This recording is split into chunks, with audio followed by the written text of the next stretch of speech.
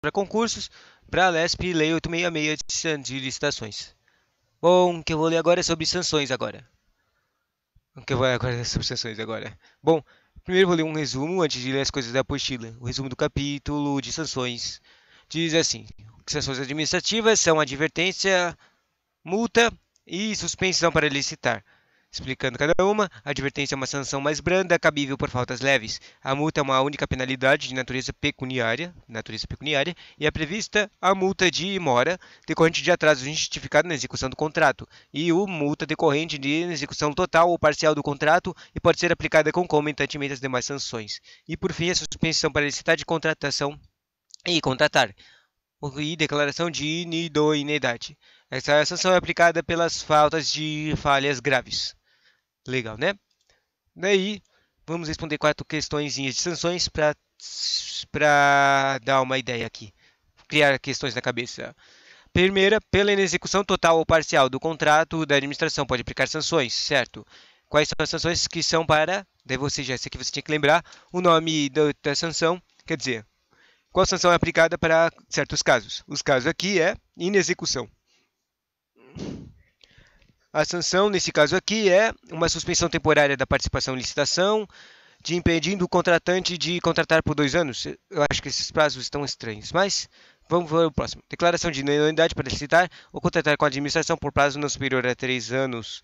Aplicação de multa que poderá ser superior à garantia prestada e nem junto com outras sanções. A declaração de idoneidade para licitar ou contratar com a administração no prazo não inferior a 3 anos. Não inferior, olha, isso aqui tem um trequinho engraçado. Nessas frases eles usam o não inferior ou a não superior.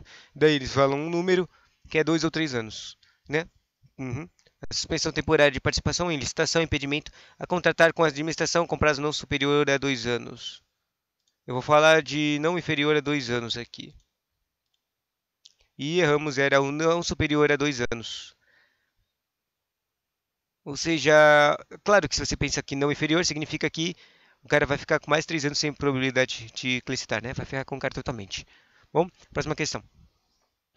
Encontra-se no rol de cláusulas exorbitantes prerrogativa de que a administração pública possui de aplicar sanções de contratado. A respeito dessa temática de sanções, né? O que vamos ver? Um atraso injustificado na execução de contrato sujeitará ao contratado a multa de mora. Multa de mora, esse é o tipo de multa, hein?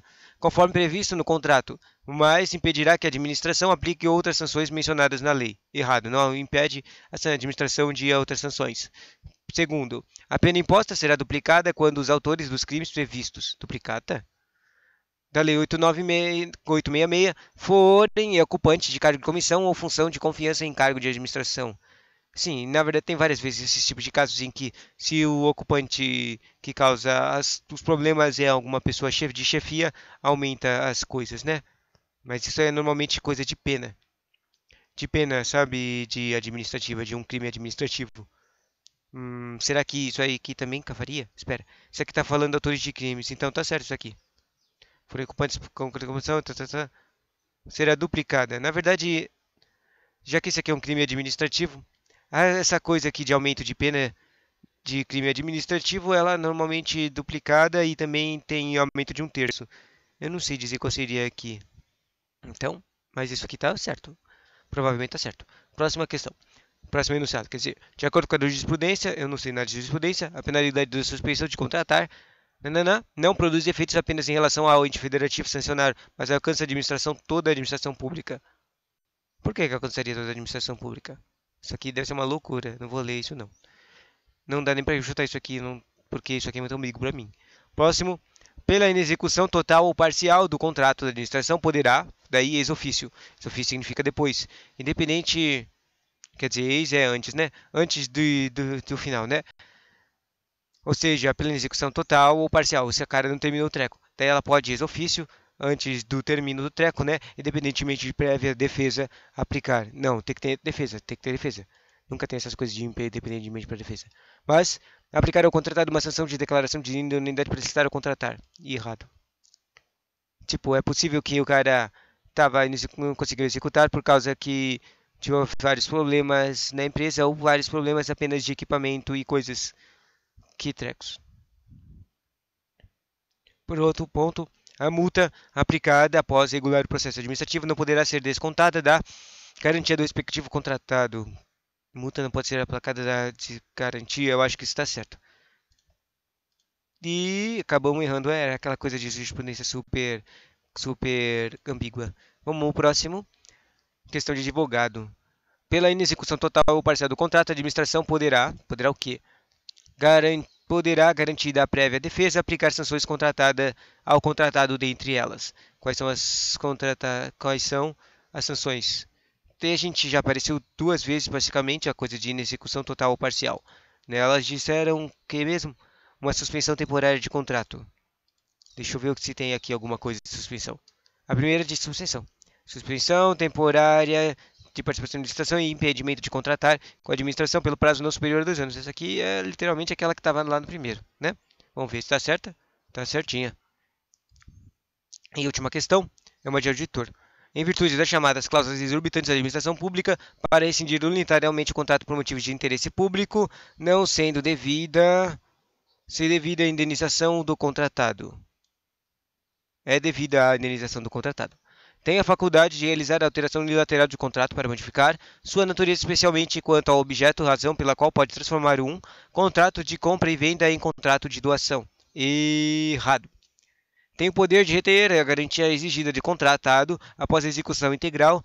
Poder de reter a garantia exigida após a execução integral e adequada do objeto do contrato.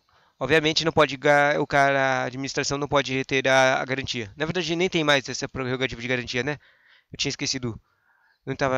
Porque quando eu estava lendo todas essas coisas de garantia, eu não estava raciocinando o que era essa coisa de garantia. Mas era um treco de a administração pagar um valor, ou era um treco de o próprio contratado dar um valor para a administração guardar para assegurar que eles vão receber o contrato, né? E essa coisa, pelo que eu sei, não existe mais. Bom, se essa garantia que está falando aqui for uma coisa diferente, então eu estou errado, tá? Pode aplicar ao contratado as sanções de natureza administrativa. Certo. Na hipótese de inexecução total parcial do contrato. Eu diria que isso aqui está certo, mas vamos ver o último. Tem o poder de penhorar. E penhorar, não lembro de ler isso não. Exclusivamente imóveis sem ordem judicial. Precisa de ordem judicial para penhorar imóveis. Isso aqui está certo, mas não está escrito lá de ordem judicial. Eu acho que estava escrito uma coisa de legislativa. Uma autorização legislativa, né? Mas vamos lá. Acertamos! Finalmente acertamos uma questão, né? A gente errou uma, errou duas, e a terceira a gente só acertou por causa que era uma repeteco da primeira, e o quarto a gente acertou, né? Próxima questão. Mentira, não tem mais questões, acabou. Vamos só ler agora o capítulo. Sanções. Com decorrência de prevalência do interesse público sobre o privado, as falhas e os vícios cometidos pelas empresas ao longo do procedimento de licitação podem acarretar a aplicação de sanções. Essa prerrogativa decorre do poder disciplinar, e sempre depois de garantir ampla defesa e contraditório facultado nos prazos de 5 dias úteis. Veremos que o prazo de 5 dias volta.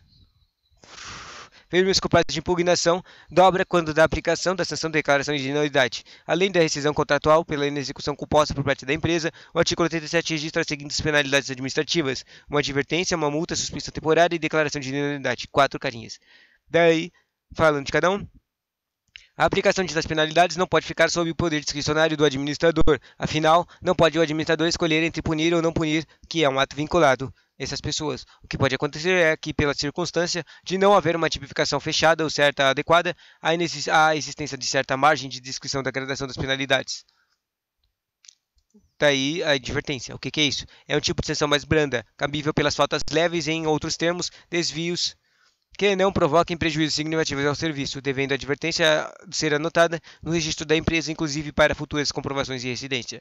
A multa, o que é isso? É a única penalidade da Lei 866, de natureza pecuniária, ou seja, que vai ter que pagar dinheiro, sendo prevista em 2 momentos. Primeiro, na multa de mora, que é decorrente do atraso injustificado, e na execução do contrato, e já no artigo 87 surge a multa decorrente de inexecução total ou parcial do contrato.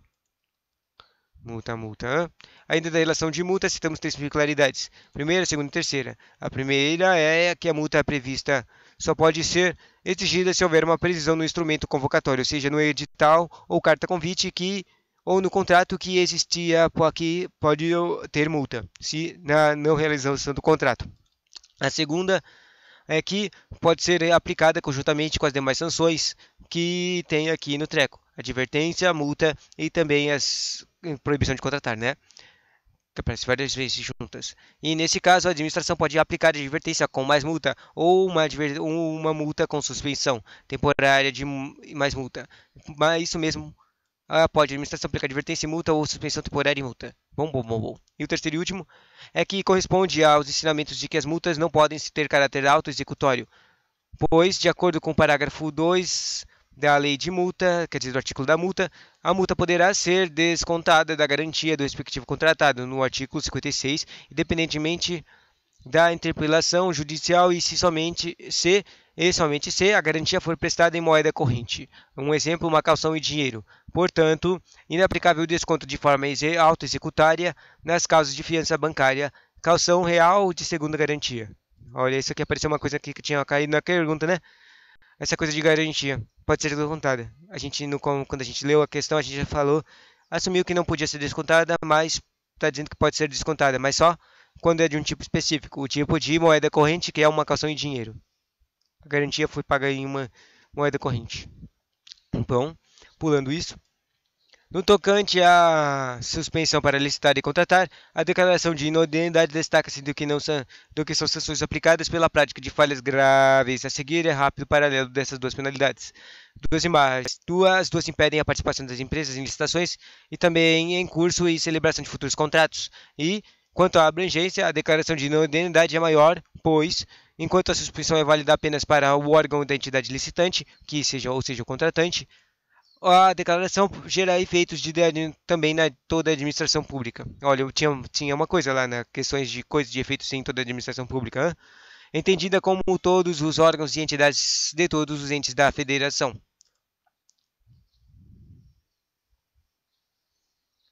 E só uma nota final aqui. De acordo com o TCU, Tribunal de Contas da União, a suspensão temporária só vale para o órgão ou entidade que aplicou. No que diz respeito ao prazo, a suspensão não pode ultrapassar 2 anos. Já a declaração de inodoneidade não tem prazo máximo, ou seja, só depois de 2 anos é que as empresas podem solicitar a reabilitação. Logo, são não compensados os prejuízos caso existentes permanecerão inidôneas. E, relativamente à autoridade competente, para aplicação e suspensão pode ser promovida pela autoridade competente à entidade, ao passo que a declaração de idoneidade é de competência exclusiva do ministro da Estado e de autoridade simetricamente equivalente nas demais esferas, como um secretário de Estado, por exemplo, tendo a empresa, neste último caso, o prazo de 10 dias úteis para o pedido de reconsideração. Depois aqui tem um teco de julgamento que aconteceu essas constituições, mas eu não vou ler ele não. Tchau!